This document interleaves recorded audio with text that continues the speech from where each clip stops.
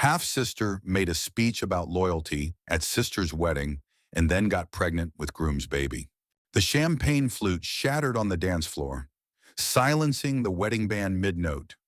Every head turned to Claire, the bride, whose face drained of color as her half-sister, Mara, stood frozen, her speech about loyalty still echoing in the air. Nobody knew then that the real scandal was already growing inside Mara, a secret that would unravel a family and redefine betrayal. Claire had always been the golden child, the one who made their fractured family feel whole. Born to their mother's first marriage, she carried a warmth that could thaw even their stepfather's cold demeanor. Mara, 6 years younger, was the product of their mother's second marriage, a child of whispers and sideways glances. Growing up, Claire doted on Mara, braiding her hair, sharing secrets, and shielding her from the world's judgment. But Mara always felt like the shadow, never quite as bright, never quite as loved. She craved the spotlight, and tonight, at Claire's wedding, she seized it. The reception was a dream in ivory and gold, held in a sprawling vineyard under a starlit sky. Claire glowed in her lace gown, her laughter infectious as she danced with her new husband, Ethan. He was everything she'd dreamed of, kind, steady, with a dimpled smile that made her heart skip. Mara watched from the sidelines, her emerald dress clinging to her like a second skin, her eyes sharp and calculating. When the time came for toasts, she volunteered, her voice honeyed as she raised her glass. "Loyalty," Mara began, her words slicing through the chatter, "is the heartbeat of love. It's what binds us, what makes a family, what makes a marriage." The crowd murmured approval, charmed by her eloquence.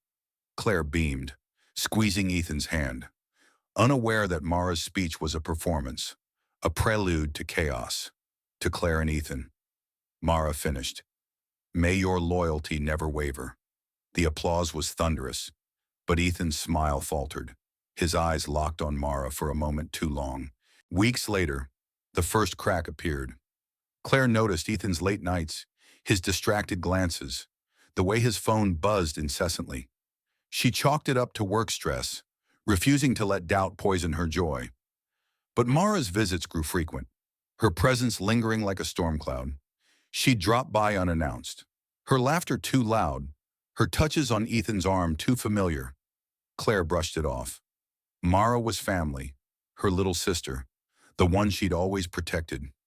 Doubt felt like a betrayal of that bond. Then came the night that shattered everything. Claire, unable to sleep, scrolled through Ethan's phone while he showered. A single text from Mara stopped her heart. "We need to talk about us and the baby." The world tilted. Claire's hands shook as she read further, uncovering months of messages, late-night confessions, stolen moments, a love that had bloomed in secret while Claire planned her dream wedding. The final blow: Mara was pregnant, and Ethan was the father.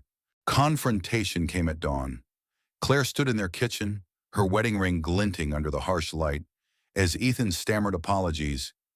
"It was a mistake," he said, his voice breaking. "It started after the engagement party.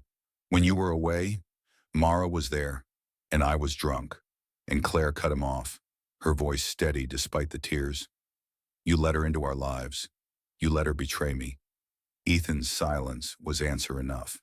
Mara's arrival later that morning was like a spark in a powder keg. She stood in the doorway, her hand resting protectively on her barely visible bump, her eyes defiant. "I didn't mean for this to happen," she said, but her tone lacked remorse. Claire's voice trembled with rage.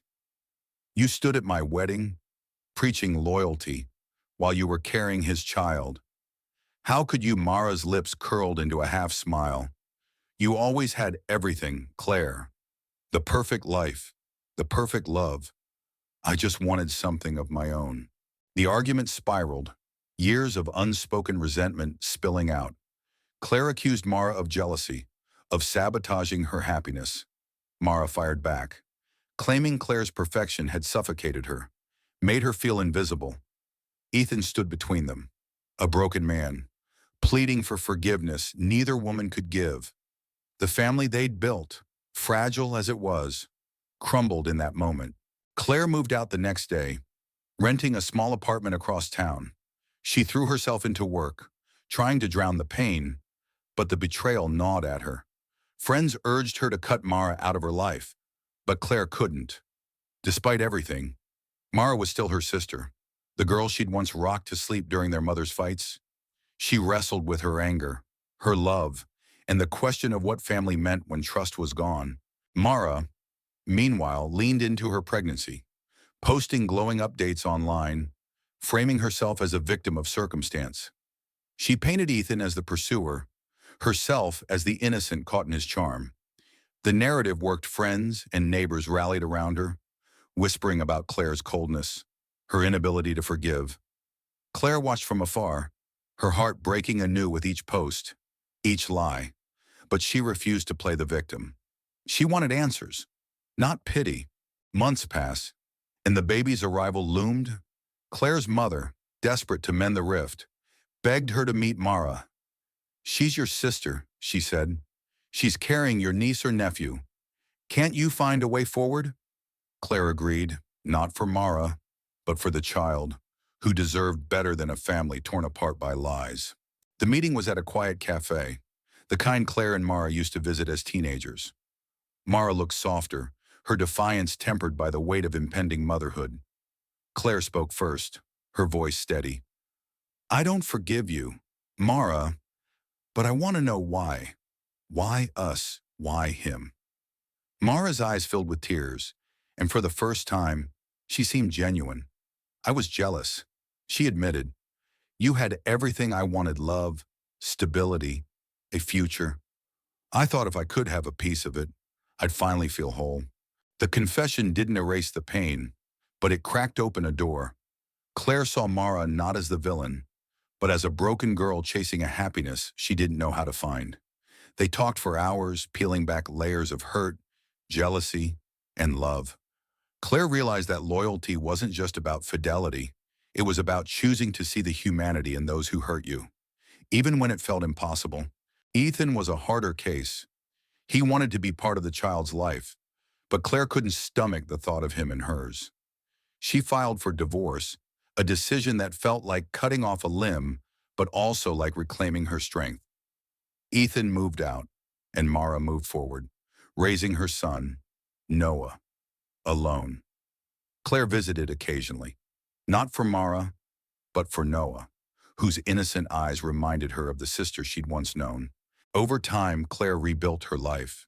She found solace in small things: morning runs, painting, the laughter of new friends.